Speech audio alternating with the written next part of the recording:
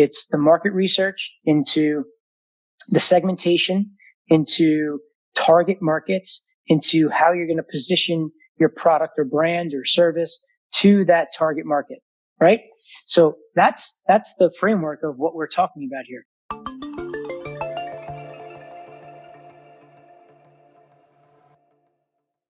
Right now, you guys all know we're doing a survey for the sustainable marriage. All right. And what that does is it goes through 10 questions around people that are married, and they talk about their partner and what they think about their partner, and do they support them, or do they make them a better person?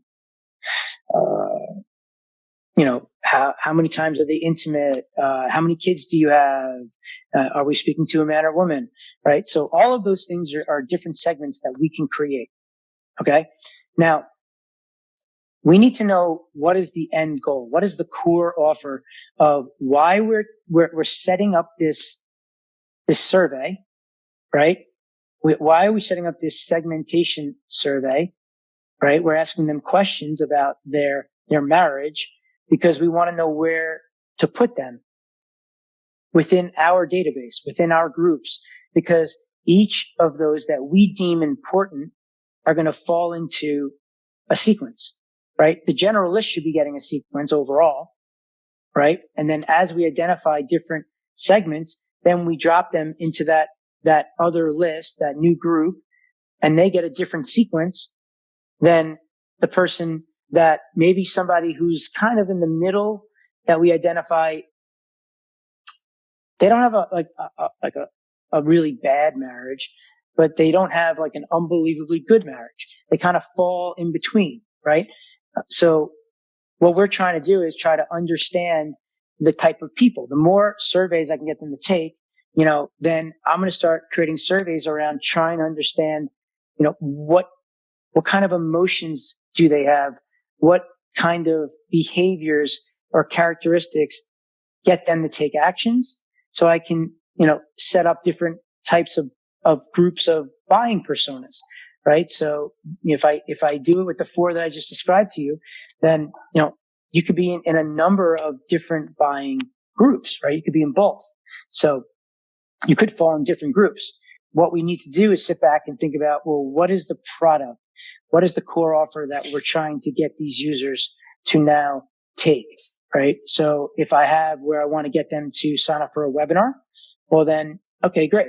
So then if I have the webinar, the core offer of a webinar where there's, let's say it's for Stacy and Paul Martino, right?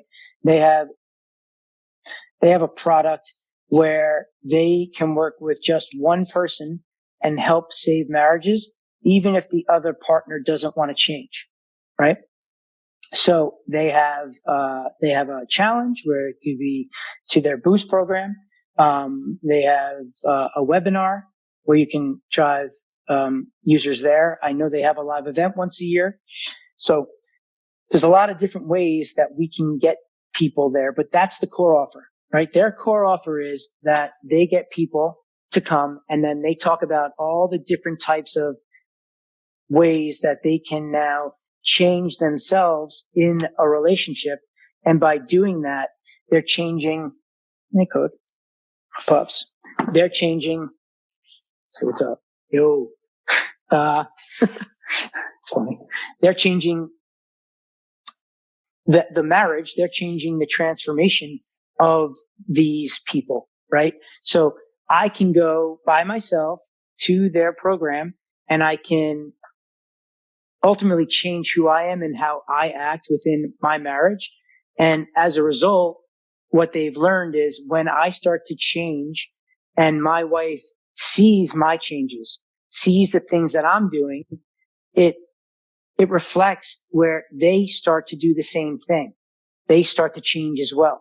And then it becomes a healthier relationship and things start to get way better, is ultimately what they do. So it's a pretty powerful program. The best part about it is, they're not even going and getting licenses. They're not like a marriage counselor. They don't want to go and be a marriage counselor. They actually, the opposite of going to a marriage counselor, right? Because there's all about like demand of like demanding your time and things you can control and understanding your partner.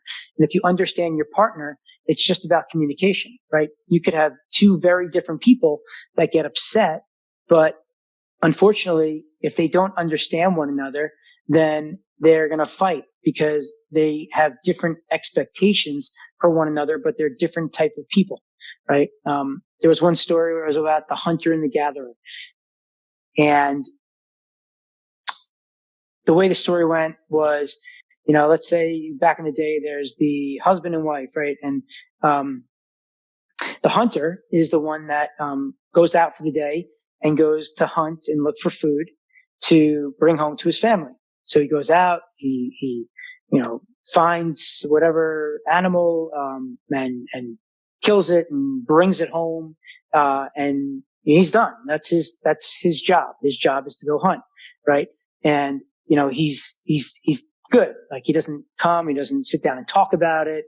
He doesn't want to talk to his others. He's just that tough guy that's like, he's the hunter. Versus someone who's more of a gatherer is someone who might go out and pick berries.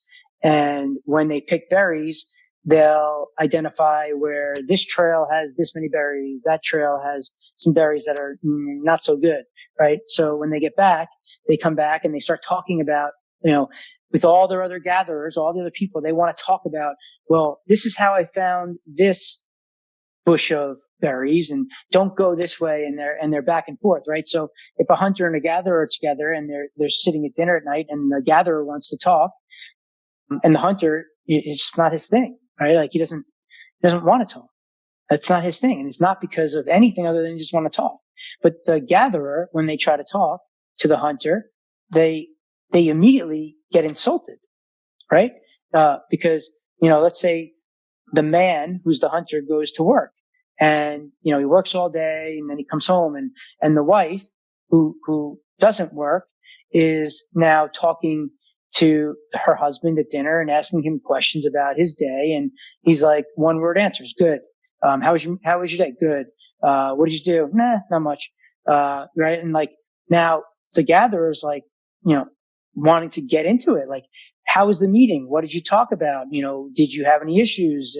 How can I help? Right. Like, and, the whole concept there is that the gatherer, because of the way that the hunter is responding, right, immediately starts to think that there's something wrong.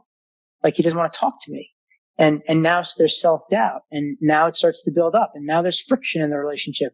And he's now like thinking she's annoying and she's thinking that he's doing something or something's going on that they're not communicating and it's not working, right?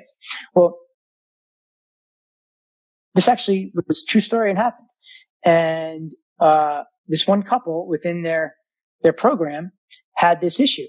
And the solution was that the hunter, once they identified it, now his job was to, when he came home, but he was going to talk about 3 things about his day, right? And they agreed on, okay, like, whatever it is that he did all day, he'll write it down. So it was kind of funny when they were telling the story because on the ride home in his car, what he would do is he would start thinking about, all right, what are the 3 things I'm going to start talking about, when I get to dinner tonight, and, he would kind of map it out before he got home. And when he got home, right, because he loves his wife. It's not about like not loving his wife or wanting to talk. It's just who he is. And his wife, like she loves him and they're just not communicating. They're not getting one another, right? So now from what happened was the man would come home, they'd have dinner, and then he would tell 3 things about his day to the wife. And, the wife would be ecstatic and happy and they would talk. And now she started to understand more about what's going on in his life. And now, their marriage got way better from just that simple concept. And it was just, a miscommunication, right? So being able to go through that process, I could start writing emails around that concept, right? And now explaining that, and I would be hitting on different types of people, right? And for the record, it could be the man that's home and the woman that's working, and the woman doesn't want to talk and the man wants to talk, right? So don't misunderstand like the genders. It's just the story, right?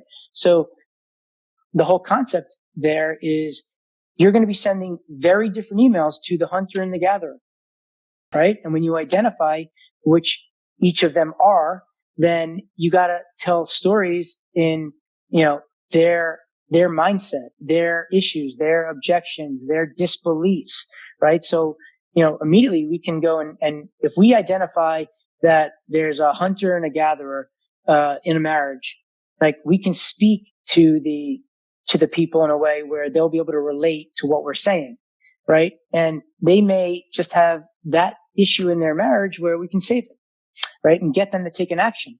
And the beauty of Stacey and Paul's program is it's not like we have to send something where, all right, we got through to the husband, but the wife doesn't want to do it.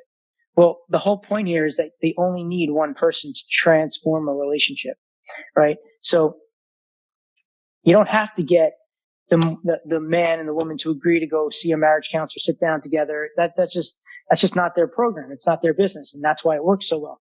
So, those are the kind of things that when you're using your surveys and you're asking questions, you need to know who it is you want to talk to.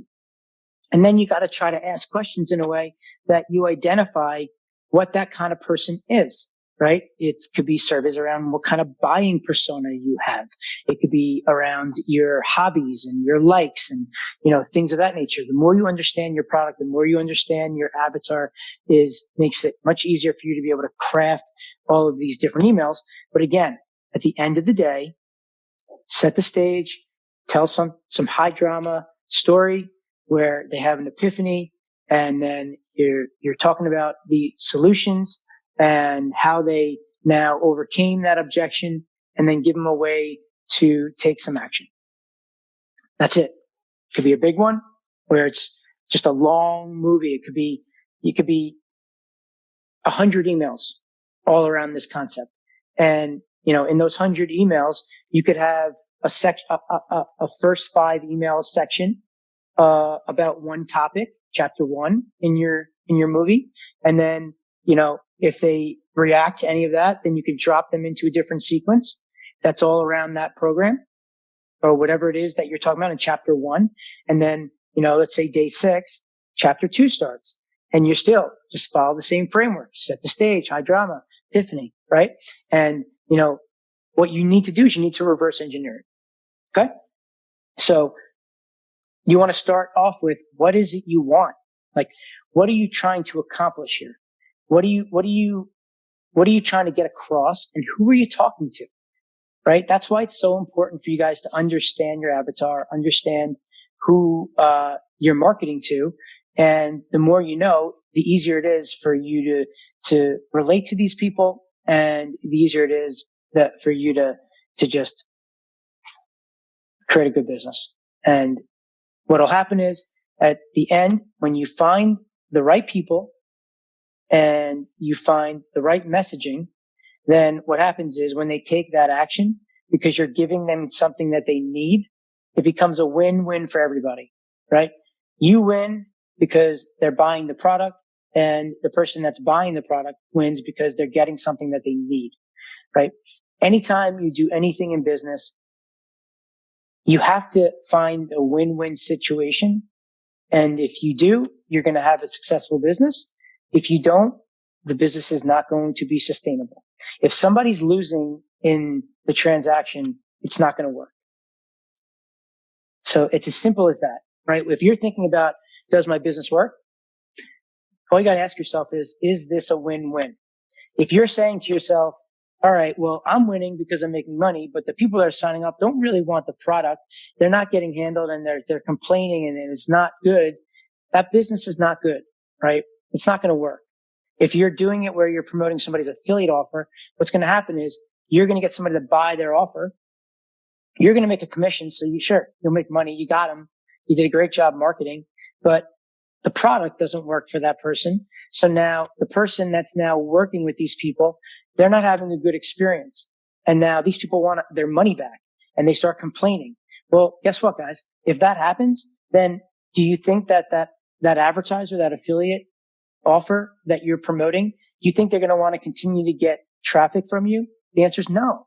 It's not working, right? It's going to end. At some point, it's going to end. So it's got to be a win-win, right? So that's the ultimate goal here, is to, when you look at all the things we're doing with, when you're going through all the stuff that I've been taking you through the program, you're getting some cold lead to come in. You're trying to offer them something of value.